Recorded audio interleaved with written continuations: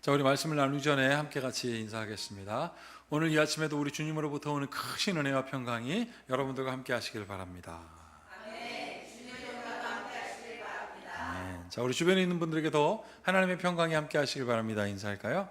하나님의 평강이 함께 하시기를 바랍니다. 아멘. 오늘은 능력 있는 기도라는 제목으로 말씀을 나누겠습니다. 이 말씀을 나누기 전에 우리 믿음으로 함께 같이 선포하겠습니다. 성경은 하나님의 말씀입니다. 오늘도 하나님께서 주님의 말씀의 종을 통해 이 성경의 진리를 나에게 선포하실 것입니다. 아멘.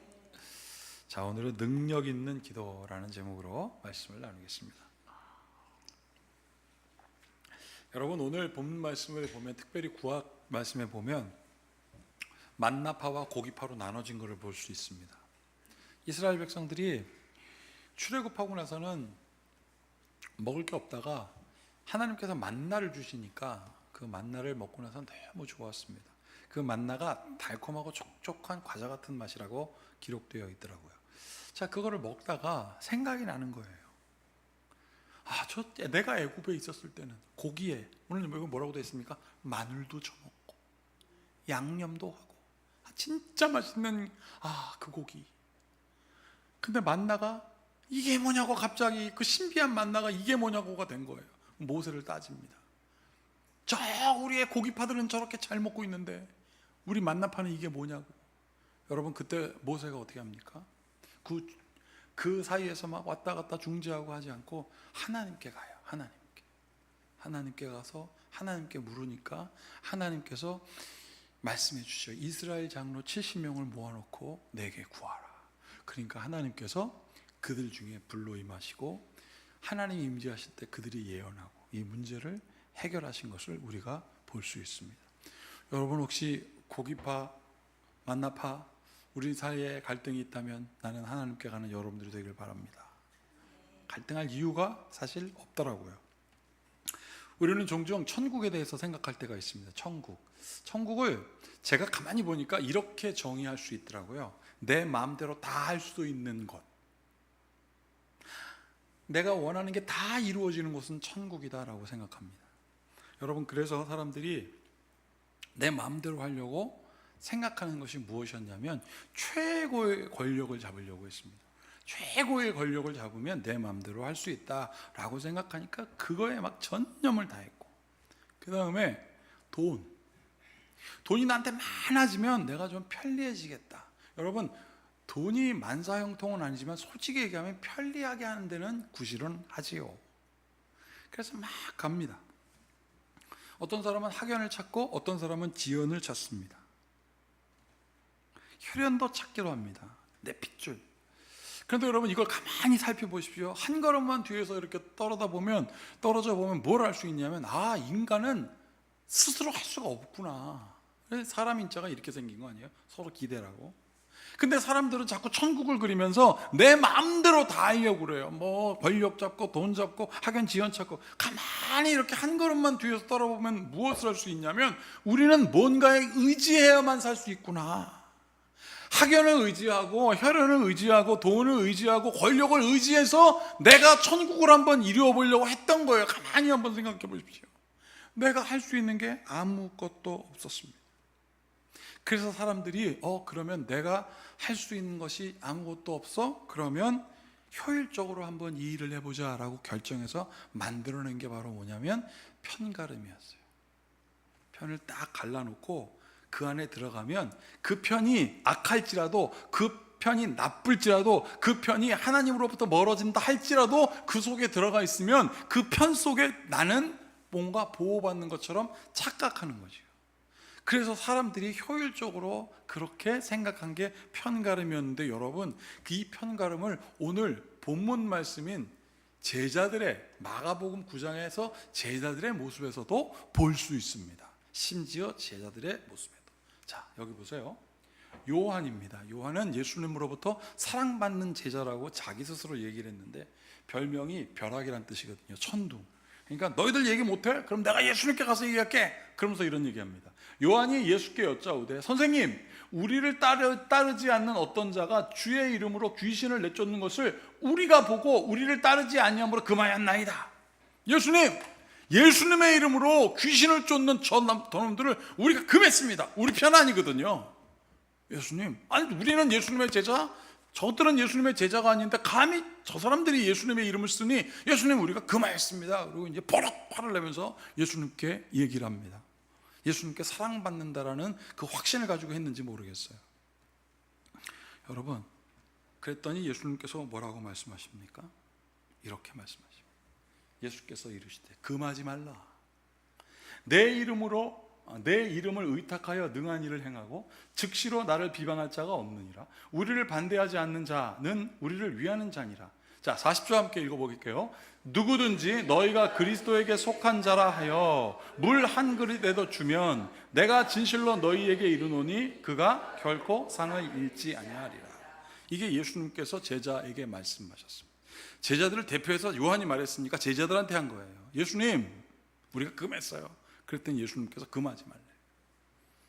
그래서 제가 저 금하지 말라는 게 뭔가 찾아보니까 원어 헬라어에는 콜로라고 있는데요, 저 뜻이 이런 뜻이더라고요. 방해하지 말라. 예수님께서 제자들에게 내가 행하는 일을 방해하지 말아라. 여러분, 이게 놀라운 거예요. 금하지 말라는 뜻은 방해하지 말라는 뜻이었어요. 뭘 방해하지 말라? 저 사람들이 예수님의 이름으로 행하는 것을 방해하지 말아라. 다른 말로 하면 저들이 내게 가까이 오는 것을 방해하지 말라. 너희들이 뭔데 방해해? 이거예요. 그러면서 예수님께서 그들을 향하여 뭐라고 말씀하시냐면 내 이름으로 의탁하여 능한 일을 행하는 자들아 이거예요. 그들은 어떤 사람이냐면 내 이름으로, 예수님의 이름으로 행하는 능한 일을 행하는 자다라고 예수님께서 말씀하고 계세요. 예수님의 이름으로 의탁하는 그 사람들은 어떤 사람들이라고요? 능한 일을 행하는 사람이래요. 나는 여러분들이 예수님의 이름으로 능한 일을 하는 여러분들이 되기를 바랍니다. 그 능한 일이 뭐였냐면 비방하지 않는데요. 비방하지 않는데, 쓸데없이 예수님의 이름으로 사는 사람들은 비방하지 않는답니다. 왜요? 능한 일을 행하니까. 내가 예수님의 이름으로 충만한 능력이 있는데 누구를 비방해서 무슨 소용이 있겠습니까? 안 해도 돼요. 두 번째, 우리를 반대하지 않는 자랍니다. 그러면 우리를 반대하지 않는 자는 누구냐? 우리를 위하는 자다. 그 우리를 위하는 자가 어떤 사람이냐? 예수님의 이름으로 사는 사람들. 예수님의 이름으로 사는 사람들은 능한 일을 행하고요, 예수님을 비방하지 않고요, 예수님을 반대하지 않고요, 예수님을 위하는 자다라고 예수님께서 설명해 주고 계십니다. 그런데 너희들이 왜 나를 위하여 사는 사람, 나를 위하는 사람, 나의 이름을 비방하지 않는 사람들이 나에게 오는 것을, 내 이름으로 행하는 것을 왜 너희들이 방해하느냐라고 예수님께서 지금 얘기하고 계십니다. 여러분, 나는 여러분들이 주님의 이름으로 살아가는 모습과 그들의 삶의 그 모습이 난 여러분들에게 나타나기를 바랍니다. 그런데 우리가 이런 예수님의 이름으로 살아가는 것이 뭐 엄청나게 크게 막 돋보이게 되는 것을 상상하는지도 모르겠습니다. 그걸 바로 뭐냐면 신앙적인 열심이라고 합니다. 막 신앙적으로 열심히 하다 보면 뭐라고 되냐면 우리를 따르라고요. 우리 예수님은 없어지고 우리를 따르라고. 여러분, 제가 이 말씀을 준비하다가 여러 가지 생각이 들었는데, 특별히 이제 다음 주에는 우리가 독일 성지순례 탐방을 하지 않습니까? 이런 생각이 들더라고요. 뭐 이렇게 준비할 게 많아. 젊었을 때는 여행 가자 그러면 가방 하나 딱 들고 어떤 신발을 신든지 그냥 가면 되거든요. 이제 나이가 50이 넘어 중반이 넘어가니까 여행 가려고 하니까 첫 번째 약. 지난 수요일 날도 성도들하고 얘기합니다. 소화제는 뭐가 좋고. 저는 그 소화제도 있지만 저는 일단 통풍약, 제 치병, 그 통풍 쇼크약, 그 다음에 탈모약, 소화제 뭐 등등 가져가니까 이게 막 15가지가 넘었어요, 약이. 막 다 챙겨야 되는 거예요. 옛날에 이런 게 어렵지 않았는데. 두 번째로 준비해야 될 게 뭐냐면 신발. 옛날에는 그냥 한 켤레만 있어도 가거든요. 근데 요번에는 주일날 예배도 드려야죠. 또 높은 게 또 올라가야죠. 그리고 뭐 다리도 오래 가니까 아킬레스건이 땡기니까 좋은 신발 사야죠. 신발을 3켤레나 샀네. 자, 또 어떻게? 그 다음에 전화 로밍. 옛날에는 그건 제가 막 탁탁탁 했거든요. 근데 요즘은 로밍이 너무 많은 거예요. 뭐 성도님들이 저한테 전화 오면 뭘 선택해 드려야 할지 모르겠는 거예요. 로밍. 그 다음에 진짜 준비해야 될 것이 하나 있었습니다. 그게 바로 뭐냐면 책임감.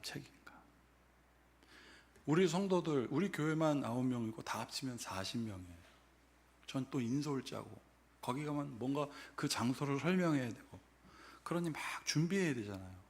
에르푸르트 대학은 뭐고 아이슬레벤은 어떻고 루터의 생각은 어떻고 막 설명. 그냥 그게 제가 가이드는 아니니까 여러분들 은혜가 되게 해야 되니까 알게 해야 되니까 그거 준비합니다. 책임감. 그러다가 마지막에 딱 걸린 게 뭐냐면 트래블 카드라는 거 있어요. 트래블 카드. 예전에는 거기 가서 환전해서 현금 쓰거나 뭐 그랬는데 요즘은 트래블 카드를 준비하면 거기다가 돈을 넣고 그걸 쓰면 환전 수수료가 없대요. 근데 사실 저는 그 써본 게 써보지는 않았으니까 막 갈등했습니다. 그러니까 막 우리 성도님들이 전화 와서 뭐가 하면 좋아요? 저는 은행이 아니거든요. 아무튼 막 이렇게 준비하다가 우리 아들이 이렇게 딱 보더니 아빠 왜 그러냐 그래서 야 이게 트러블 카드 어쩌고 그랬더니 핸드폰 줘봐달래요. 아빠 뭐 있어요? 있어. 투두둑 탁탁 해결 5분도 안 걸렸어요. 제가 그 순간 와 우리 아들이 저렇게 벌써 다 컸네. 그 두 번째 좀 서글프더라고요. 내가 굉장히 명민했는데 이게 뭐지?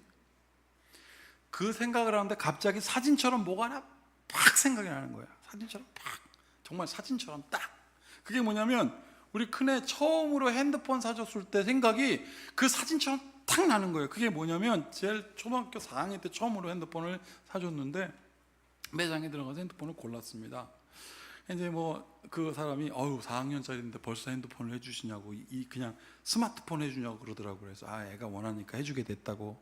그래서 이제 그거에 4학년에 맞는 핸드폰을 고르고 있는데 우리 애가 이렇게 최신형 핸드폰을 이렇게 자꾸 쳐다보는 거죠. 제가 눈치챘습니다. 안 돼. 그랬더니 싹 웃으면서 아빠 나는 갤럭시라는 이름만 있으면 돼요. 사줬어요. 좋아하더라고요. 며칠 후에 얘가 핸드폰을 어떻게 사용하나 그래 봤더니 그때 그 핸드폰 통화 목록이 쭉 생각이 이렇게 보이더라고요. 제가 그걸 캡처해 놓은 게 있거든요. 그게 아까 그 순간 생각난 거예요. 바로 이 모습. 핸드폰 통화 목록에 뭐라고 써 있냐면 엄마 아빠 정혁이 엄마 계속 그게 있는 거예요. 그게 내가 왜 생각이 났냐면 엄마 아빠를 부르고 엄마 아빠를 의지할 나이였어요. 그때. 여러분 제가 그때 볼 때 그게 생각이 확 나면서 내가 우리 성도들한테는 어떤 모습일까? 내가 우리 자녀들한테는 어떤 모습일까? 여전히 내가 우리 아이에게 우리 자녀들에게 버팀목이 되어주는가? 아니면 우리 아이를 실족하게 하지는 않은가? 그 생각이 들더라고요.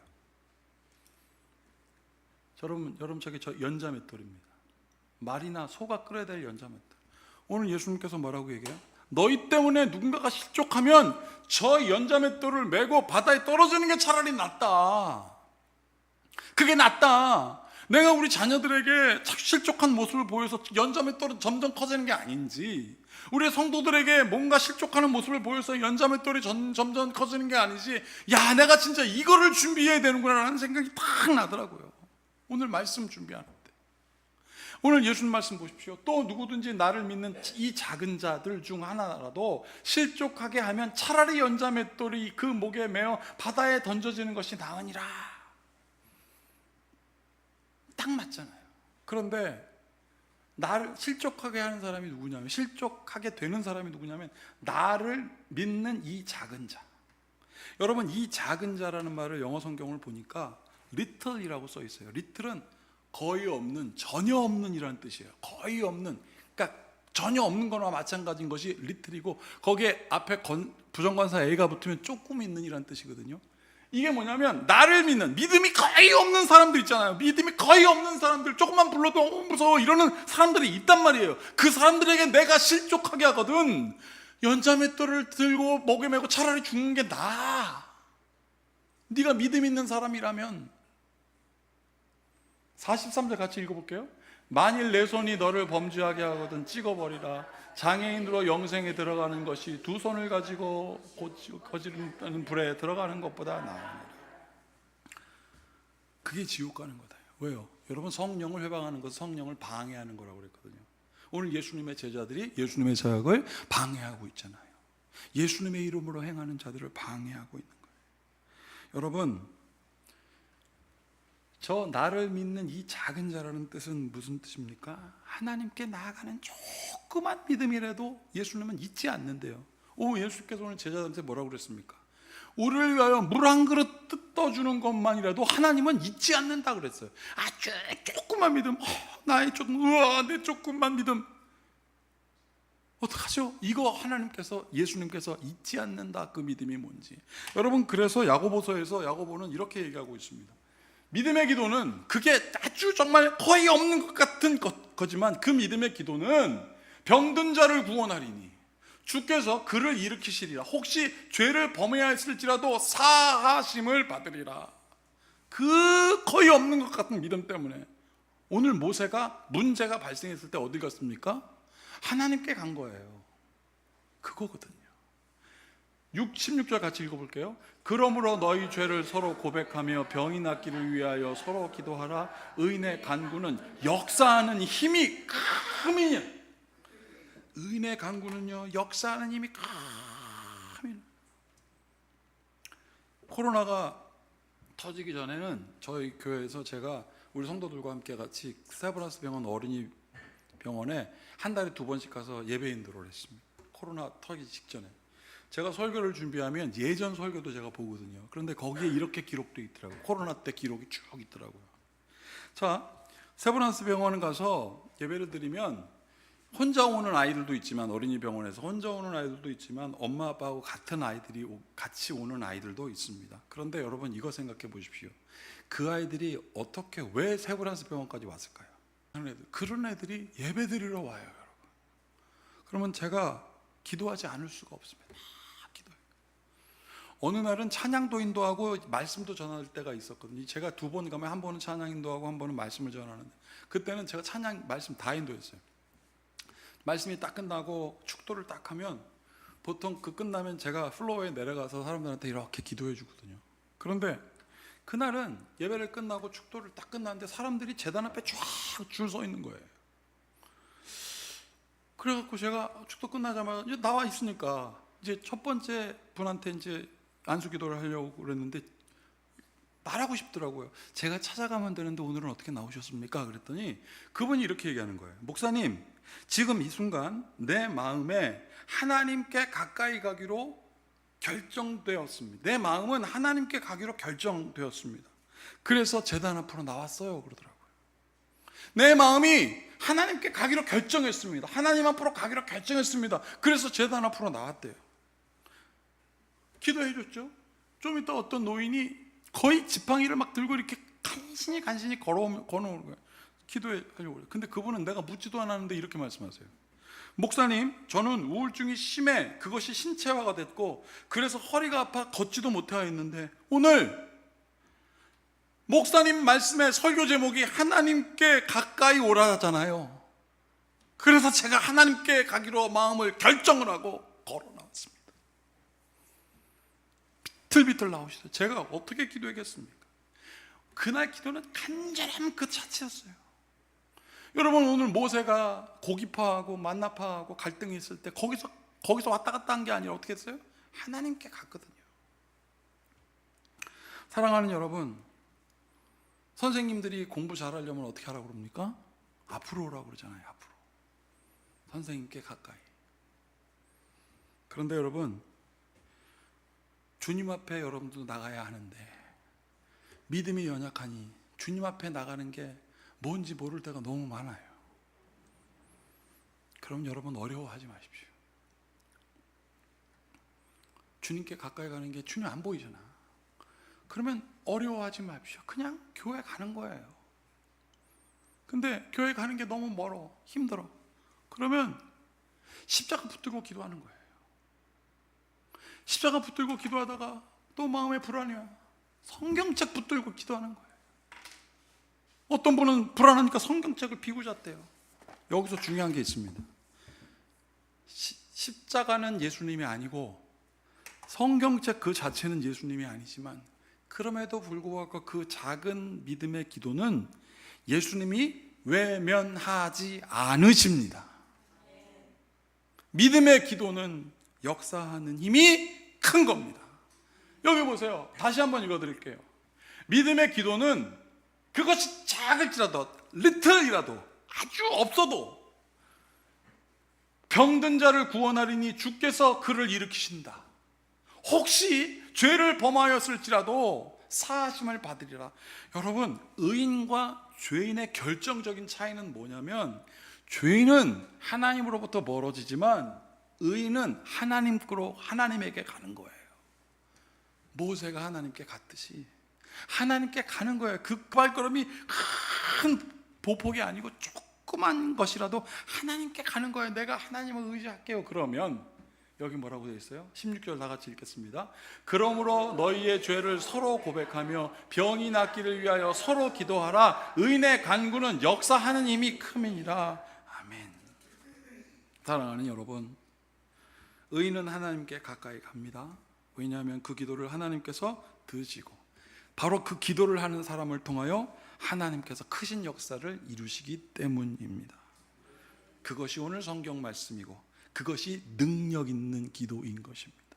이 모든 지각에 뛰어난 주님의 평강이 하나님께 가까이 가고자 하는, 그래서 능력 있는 기도를 하는 여러분들의 마음과 생각을 지킬지어다. 기도하시겠습니다. 우리를 붙드시고 인도하시는 주님, 하나님께 가까이 가길 원합니다. 한 걸음 한 걸음 조금씩이라도 가까이 가는 의인의 기도가 우리에게서 끊어지지 않게 하여 주시옵소서. 주님께서 함께 하심을 믿고 예수님의 이름으로 축복하고 기도하옵나이다.